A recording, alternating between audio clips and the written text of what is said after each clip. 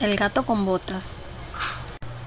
Había una vez un molinero que antes de morir llamó a sus 3 hijos y les dejó todos sus bienes: un molino, un asno y un gato. El reparto de la herencia se hizo enseguida, sin llamar al notario ni al procurador, pues probablemente se hubiera llevado todo el pobre patrimonio. El hijo mayor se quedó con el molino, el segundo con el asno, y el más pequeño solo le correspondió el gato. El hijo menor no podía consolarse de haber recibido tan poca cosa. Mis hermanos, decían, podrán ganarse la vida honradamente juntándose los dos. En cambio yo, en cuanto me haya comido al gato y me haya hecho un manguito con su piel, me moriré de hambre. El gato, que entendía esas palabras, pero ponía cara de que no, le dijo con aire serio y sosegado: no se aflija en absoluto, mi amo, no tiene más que darme un saco y hacerme un par de botas para ir por los matorrales, y ya verá que su herencia no es tan poca cosa como usted cree. Aunque el amo del gato no puso muchas esperanzas en él, lo había visto valerse de tantas tretas para cazar ratas y ratones, como cuando se colgaba por sus patas traseras o se escondía en la harina haciéndose el muerto, que no perdió totalmente la ilusión de que lo socorriera en su miseria. En cuanto el gato tuvo lo que había solicitado, se colocó las botas y, echándose la bolsa al cuello, sujetó los cordones de esta con sus 2 patas delanteras y se dirigió a un campo donde había muchos conejos. Puso afrecho y hierbas en su saco y, tendiéndose en el suelo como si estuviese muerto, aguardó a que algún conejillo, poco conocedor aún de las astucias de este mundo, viniera a meter su hocico en la bolsa para comer lo que había dentro. No bien se hubo recostado cuando se vio satisfecho. Un atolondrado conejillo se metió en el saco y el maestro gato, tirando los cordones, lo encerró y lo mató sin compasión. El gato, muy orgulloso de su presa, se dirigió hacia el palacio del rey y pidió a los guardias que lo dejaran entrar para hablar con él.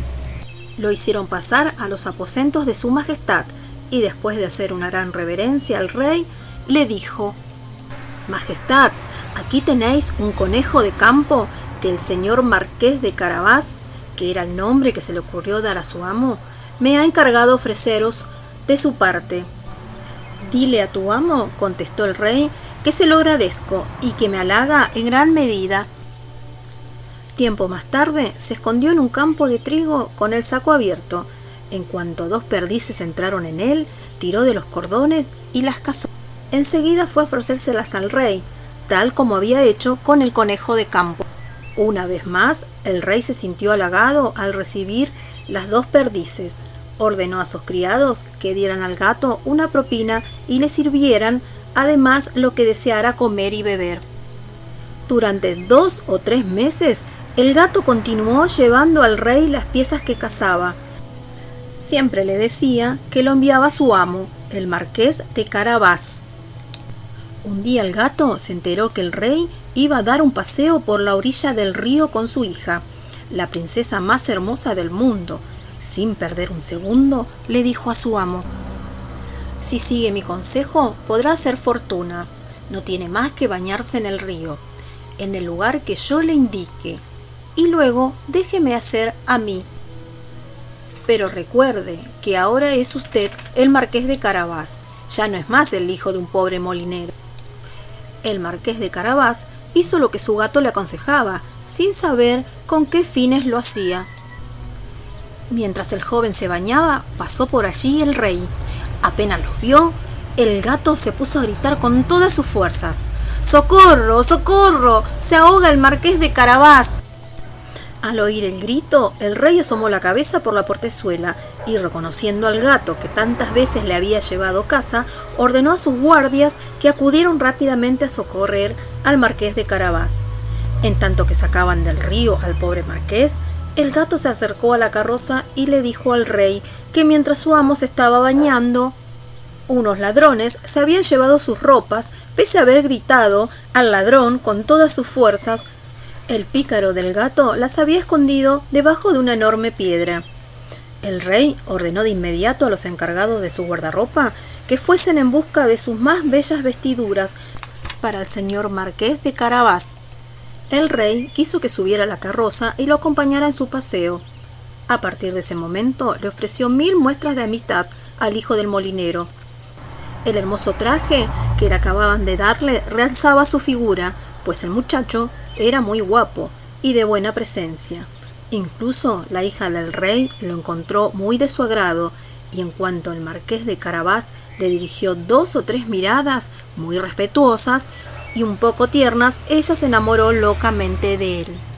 El gato, encantado al ver que su plan empezaba a dar resultado, se adelantó y, encontrando a unos campesinos que segaban en un campo, les dijo: oigan, buena gente, si no decís al rey que el campo que están segando pertenece al señor marqués de Carabás, seréis hecho picadillo como carne de pastel. Al pasar por allí, el rey no dejó de preguntar a los segadores de quién era el campo que estaban segando. Estos campos pertenecen al señor marqués de Carabás, respondieron todos a la vez, pues la amenaza del gato los había asustado. «Tiene usted una hermosa herencia», le dijo el rey al marqués de Carabás. «Como usted ve, señor», respondió el marqués, «es un prado que no deja de dar en abundancia todos los años».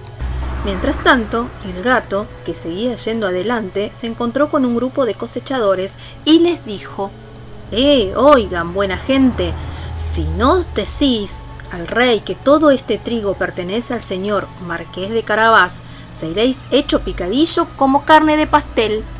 Un momento después pasó el rey y quiso saber a quién pertenecía todo el trigo que veía. «Todo el trigo pertenece al señor marqués de Carabás», respondieron todos a la vez, pues la amenaza del gato los había asustado. El rey estaba muy asombrado con las riquezas del señor marqués de Carabás. Finalmente, el gato con botas llegó a un grandioso castillo. Su dueño era un terrible ogro, el más rico de todo el reino, ya que todas las tierras por donde el rey había pasado le pertenecían.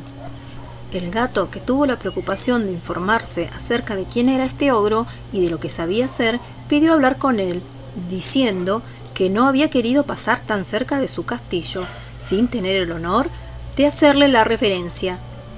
El ogro lo recibió en la forma más cortés que pudo hacerlo un ogro y lo invitó a descansar. «Me han asegurado», comentó el gato mientras recuperaba el aliento, «que tenéis la habilidad de convertiros en cualquier clase de animal, que podéis, si os place, transformaros en león o en elefante». «Es cierto», contestó el ogro bruscamente, «y para demostrarlo me veréis convertido en un león». El gato se asustó mucho de encontrarse de pronto delante de un león, y con gran esfuerzo y dificultad, pues sus botas no le servían para andar por las tejas, se trepó al alero del tejado. Un rato después, en cuanto el gato comprobó que el ogro había tomado otra vez su aspecto habitual, bajó del tejado y le confesó que había pasado mucho miedo. «También me han asegurado», dijo el gato, «que sois capaz de convertiros en un animal pequeño, como una rata o un ratón, aunque debo confesaros que esto sí me parece del todo imposible». «¿Imposible?», replicó el ogro, «ya lo veréis». Y mientras decía esto, se transformó en un ratón, que se puso a correr por el suelo. El gato, en cuanto lo vio, se arrojó sobre él y se lo comió. Mientras tanto, el rey, al pasar ante el hermoso castillo, quiso entrar en él. El gato, al oír el ruido del carruaje que atravesaba el puente lavadizo, corrió a su encuentro y saludó al rey con una gran reverencia. «Sea bienvenido, vuestra majestad, al castillo del señor de marqués de Carabás». «¿Cómo, señor marqués?», exclamó el rey, «¿este castillo también os pertenece? Nada hay más bello que este patio y todos estos edificios que lo rodean. Veamos el interior, por favor». El marqués de Carabás tomó de la mano a la princesa y, siguiendo al rey, entraron a un majestuoso salón, donde los esperaban unos exquisitos manjares que el ogro tenía preparados para obsequiarle a unos amigos suyos que habían de visitarlo ese mismo día. Pero los amigos del ogro no creyeron conveniente acercarse al castillo cuando se enteraron que el rey estaba allí. El rey, encantado con las buenas cualidades del señor marqués de Carabás, al igual que su hija, que ya estaba loca de amor, viendo los valiosos bienes que poseía, le dijo, después de haber bebido 5 o 6 copas, «Solo dependerá de vos, señor marqués, que seáis mi yerno». El marqués, haciendo grandes reverencias, aceptó el honor que le hacía el rey, y ese mismo día se casó con la princesa. El gato se convirtió en el gran señor, y ya no corrió tras las ratas, sino para divertirse.